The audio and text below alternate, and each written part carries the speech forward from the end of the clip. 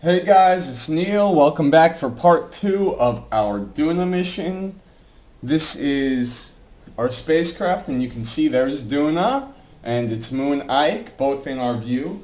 I've gone ahead and set ourselves up with a low periapsis of 10 kilometers. Why? Because Duna has a very thin atmosphere, just like the real Mars.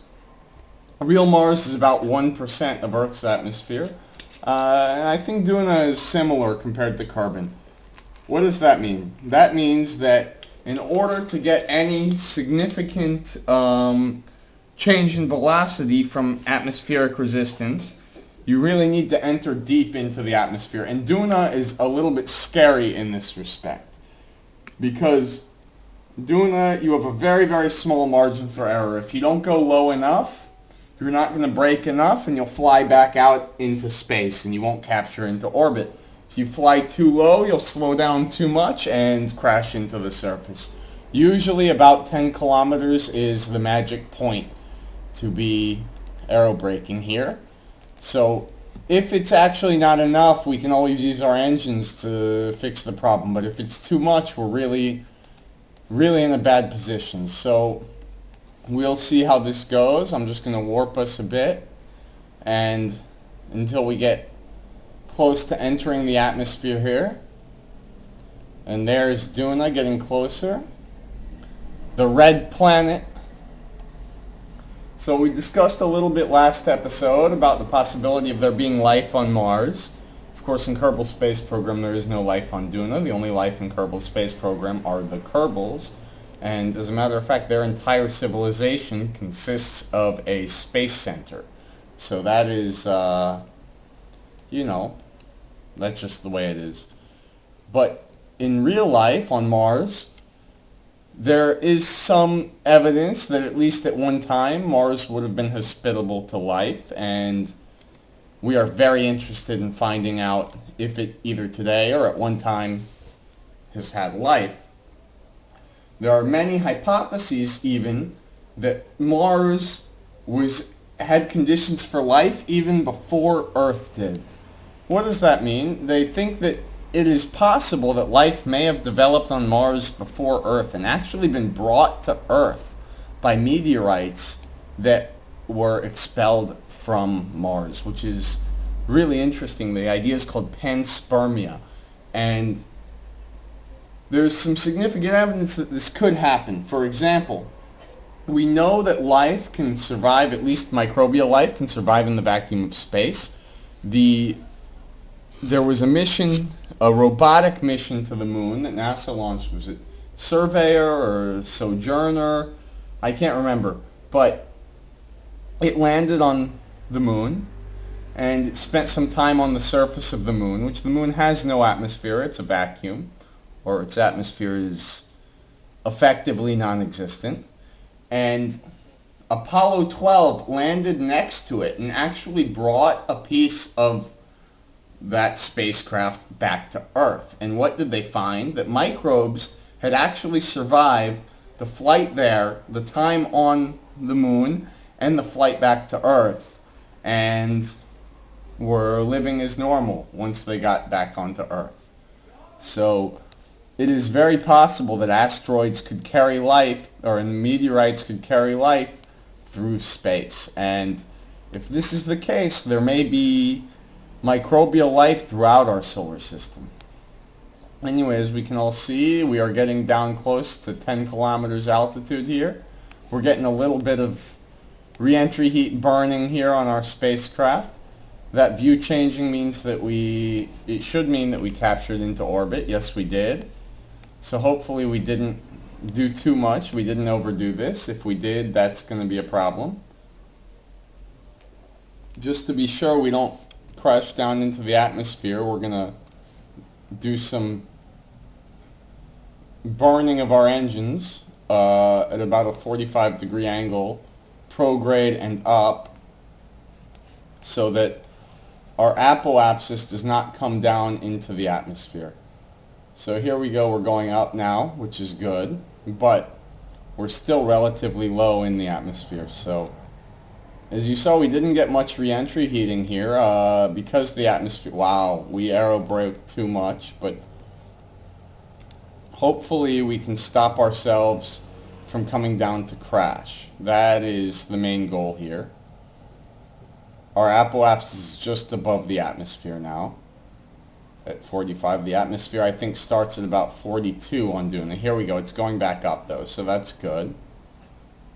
And we'll just keep burning our engines like this, and then we're going to have to set up some sort of a circularization burn up there. So that aerobraking maneuver was not nearly as effective as I would have liked. As I mentioned before, there's a very, very small window of opportunity on that aerobraking here at Duna. So we're just lucky we didn't end up crashing.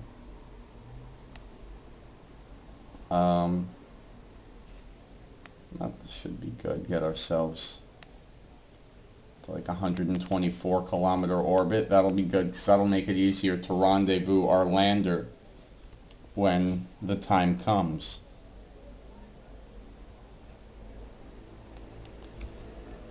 So in the meantime, there's our spacecraft flying back up out of the atmosphere of Duna after aerobraking somewhat unsuccessfully, but we did manage to brake a bit, so that I guess is good. Now we're up pretty much to the edge of the atmosphere, so we shouldn't brake anymore at least, which is nice. Can delete that node, I guess.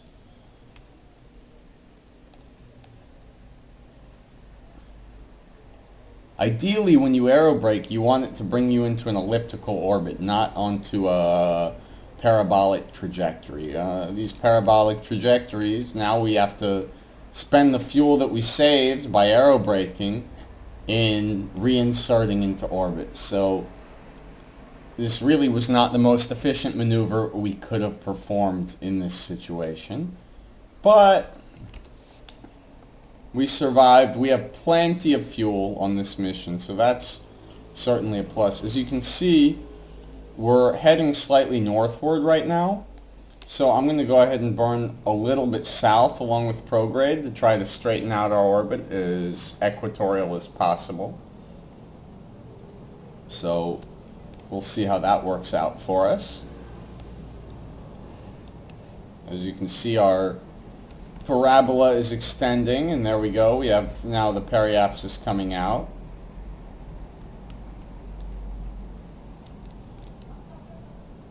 I'm going to try to get us in about 100 kilometer orbit, I think, because we want to have some margin for error again when we come up to rendezvous from our landing. So we'll just go ahead, before we warp up to the apoapsis actually, we'll go ahead and open the solar panels to make sure that we don't run out of power at any point. Of course, the solar panels on the lander are the kind that are just always there. They're just on the top of the lander, and you don't need to deploy or undeploy them. But when we entered the atmosphere, we obviously closed the solar panels on the transfer stage so they would not rip off from the atmospheric resistance. And we're going to insert into orbit, and then pretty much immediately refuel our lander, fill it up as much as possible, and bring ourselves around to land, because we want to land on the sunny side.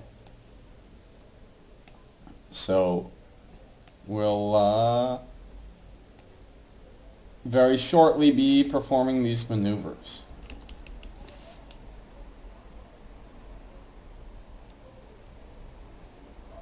Set ourselves a little bit prograde here, and fire our engines.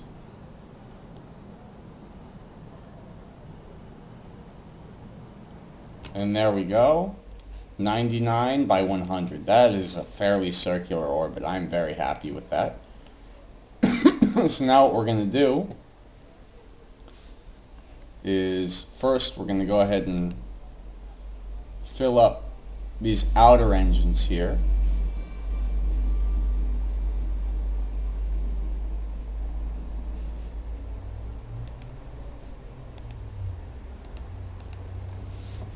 And if we have fuel left, we'll fill up that center tank as well. But we may not really have enough fuel to fill up this lander, but I think we overdid it on this lander, so I think we'll have enough fuel to bring him into land and take back off. And hopefully have enough fuel to put back into our transfer stage so we can take them home, because if not, we're going to have to do an additional video after that that will involve us sending out a rescue mission to refuel them.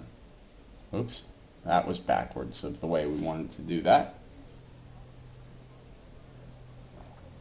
And really, you know, I really hope we don't have to send out a mission to refuel these guys, so.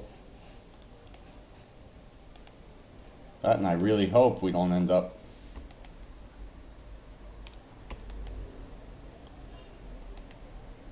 $180, $180, $180, $179. Okay, so the lander is... Oh, no, damn it, I did it again. So the lander, the outer engines are full. We're going to turn off, for the time being, fuel flow from the center tank so that all the tanks burn evenly. And we're going to go ahead and undock this guy. Switch control to the lander. Use the RCS just to back him away a little bit.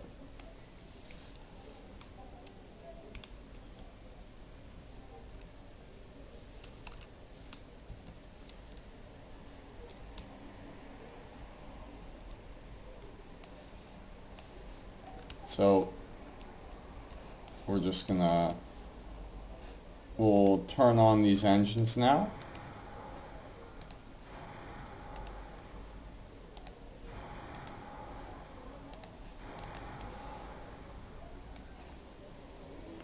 And we're gonna go ahead and fire a little bit at this angle just to go past this our other spacecraft, and now we'll point ourselves more or less straight retrograde and bring ourselves in on the trajectory that will bring us to land. So that should be a good trajectory here. And we'll time warp until we hit the atmosphere.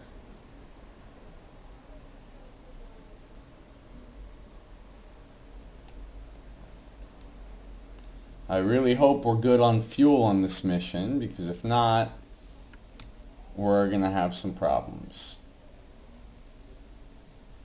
But I think we're going to be okay, guys. So we have Bob and Bill heading down to the surface of Duna. They are about to hit Duna's upper atmosphere. There we go. We have hit Duna's upper atmosphere. Orientate ourselves retrograde.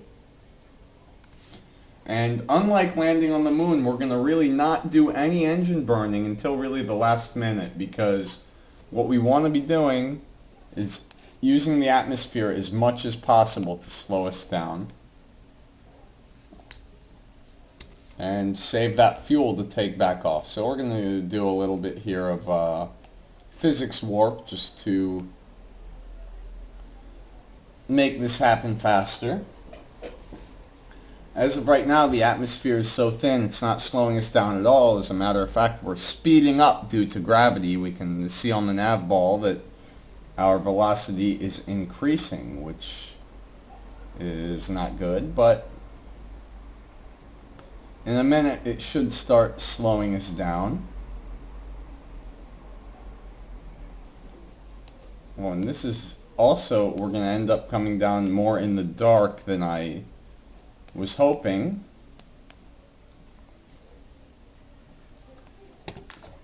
But hopefully we'll see enough to be able to make a good landing here. So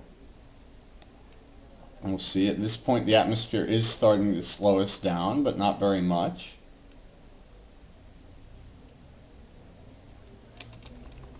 As a matter of fact, what we're going to do here is raise our parachute deploying altitude to 1000 and min pressure to 0.4 so that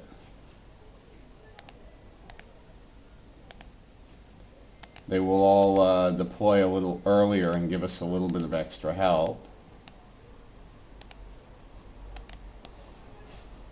And we're going to leave these two on top at the standard settings, but these two on this tank we want to do that same thing because we want to make sure that we don't accidentally tear off that tank when the parachutes deploy.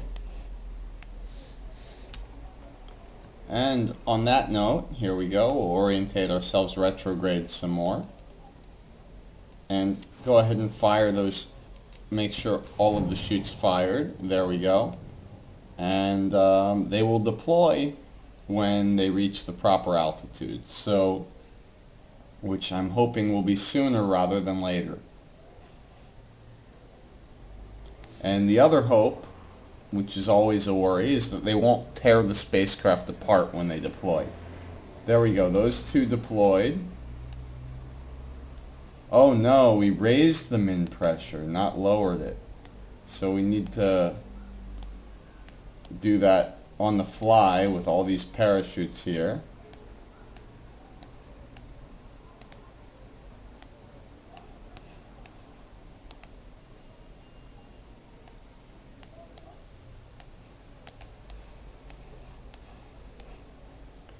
Good news is it looks like we were able to take care of that pretty well, and we're going to turn off the SAS and let the parachutes orientate ourselves. And in the meantime, lower our landing gear.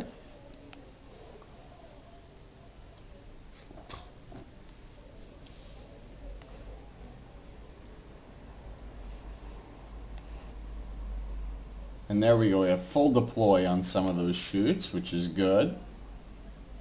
And look at that, they're actually slowing us down to a fairly slow velocity on their own. We can look from the cockpit at this point.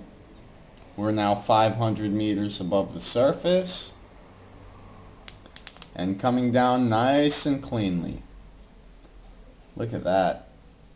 There's the ground below us, see some hills out in the distance. We're coming down at 14 meters a second and slowing. So we might do just a very, very small burn when we're right above the ground. Just here's our altitude dropping 200 meters. When we get to 100 meters, I'm going to go out and we're just going to do a very, very small engine burn to make sure that we don't hit the ground too fast.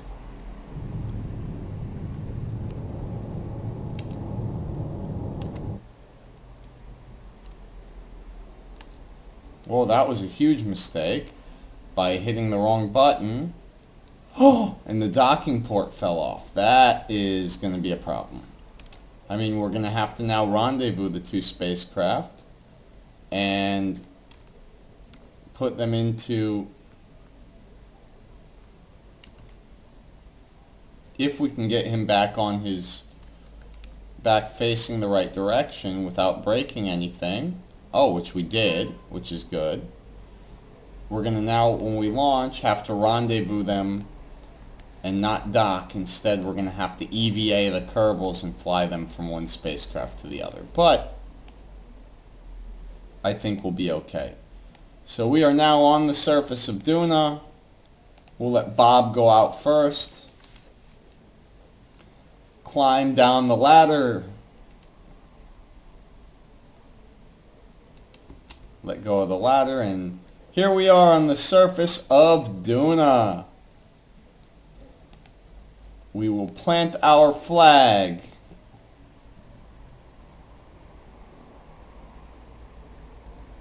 There we go.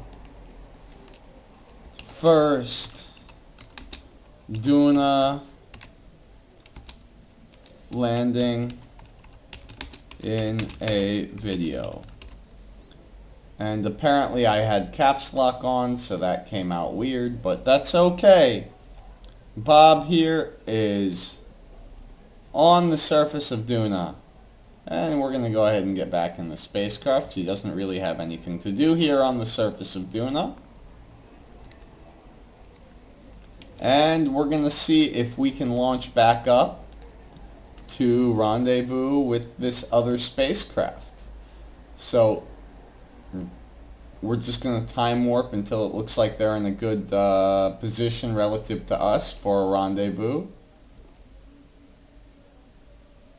And hopefully we have enough fuel to get ourselves into orbit. There, that looks like a good position for a rendezvous. So here we go, and we launch. And we're going to go ahead. Whoa, I forgot we didn't have SAS on. So we want to turn over pretty early because the atmosphere is very thin, so we're not really losing much to the atmosphere.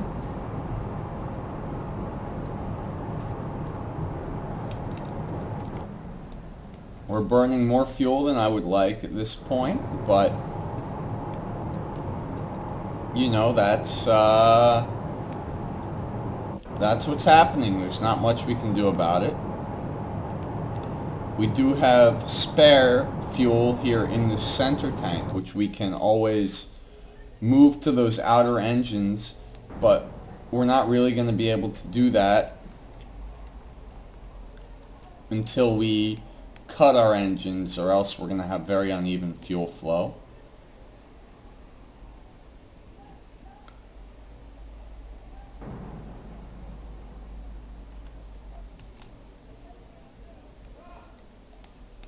So we want to get our apoapsis out of the atmosphere as relatively soon as possible so we can, if necessary, solve this fuel problem.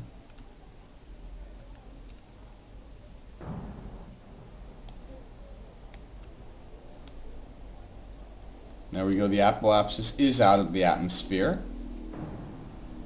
And let's see what kind of a close approach we get here.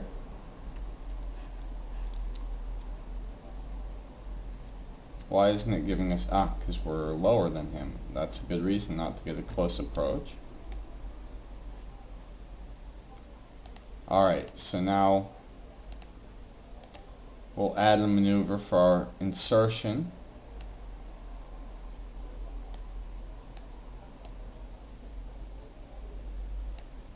Opa. Okay, that's good enough. And I think... yeah, we should have plenty of fuel to get this rendezvous to happen right now. So that is very good news for Bill and Bob, who were very worried that they may get stuck. However, not having a docking port on this,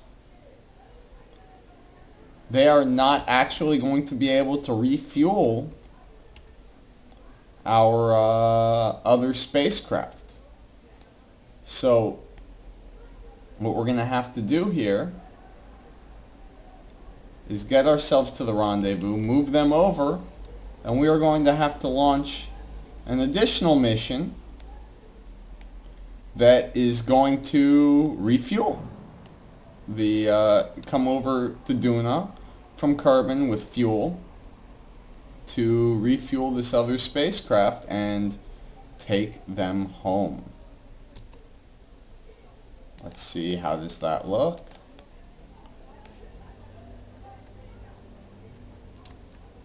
It's not a great intercept. Where actually I think we overdid that. So let's see what happens now. Okay, we overdid that one too.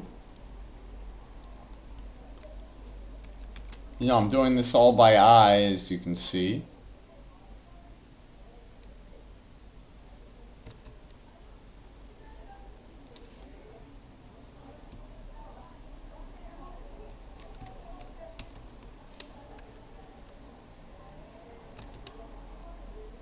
Fine, we'll work with that. Yeah, we should have enough fuel to work with that, so that's what we're going to do.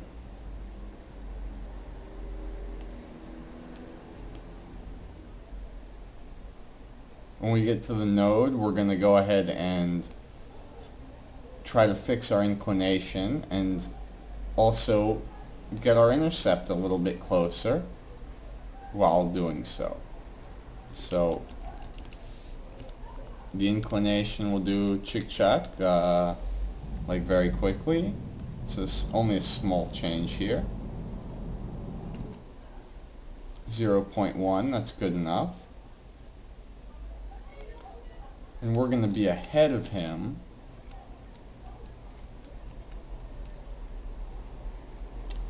Which means maybe if we go like this.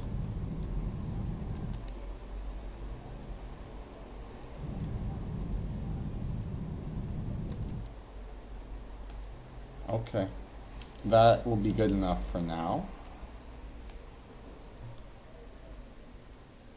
And then when we get to that close approach here, we're going to go ahead, we'll kill our relative velocity.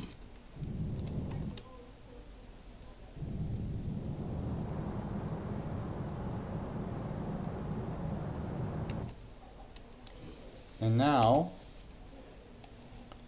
we're going to set ourselves up, burning towards him.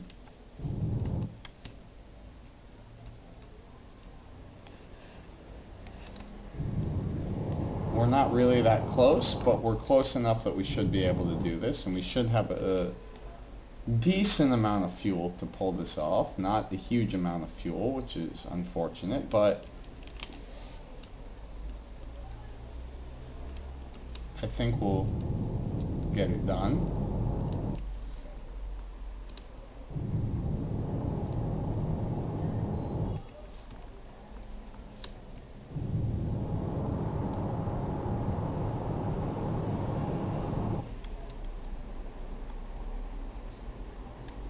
It's a real bummer that we are not going to be able to refuel this other spacecraft because of that stupid mistake I made on the landing. But the good news is we're going to get them out to it, launch a nice little rescue mission.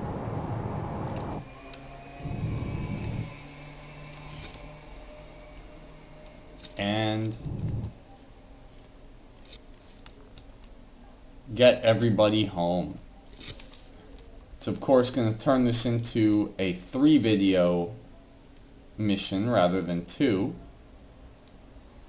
There's not much I can do about that based on the facts on the ground. That's just the way it is, you know. It's like shit happens and you have to deal with it as it comes.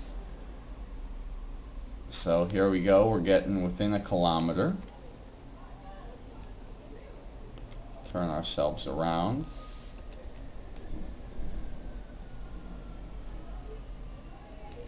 So there we go, about 395 meters away. We're going to kill our relative velocity as best as possible. And then we're going to have to EVA the Kerbals over. So we'll start with Bob. Let's let go, turn on our jetpack. And by the way, this is not particularly easy. Anyone who has done this before knows what I'm talking about. This is really actually quite hard, EVAing your Kerbals from one place to another, particularly if it has some distance between them.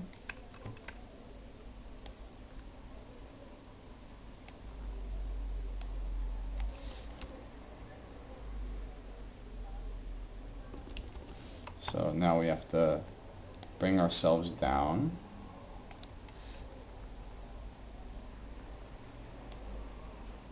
We're actually going quite fast,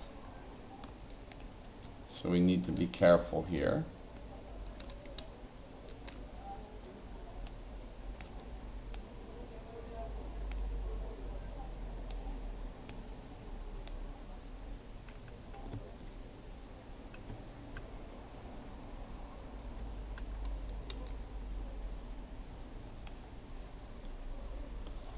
We are getting nice and close here.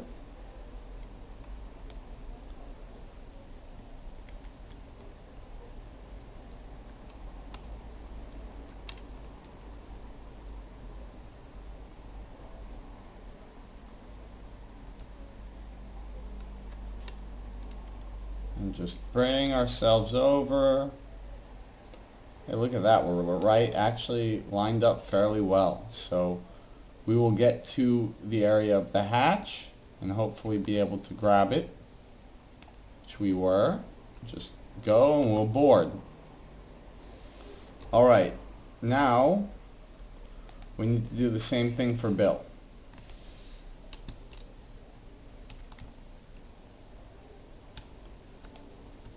Oh, that's a problem. So we're just gonna bring him over with all possible speed, which is really not that much.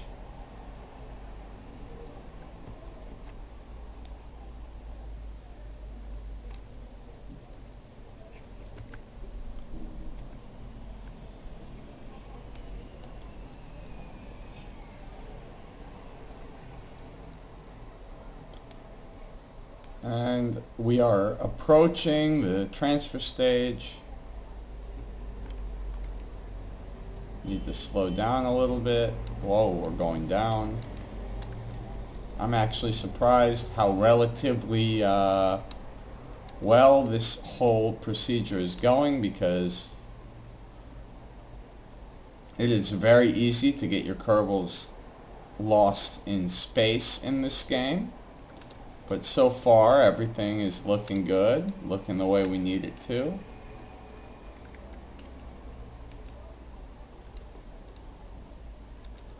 And there we go, just going nice and slow over to this ladder. And there we go, we have all 3 Kerbals on board. However, we have no fuel. So we are going to call that a day. That's the end of this mission, and the next episode will include a refueling mission sent out to save them and a flight home. Thanks for watching. I'm Neil, and hope everyone has a good day.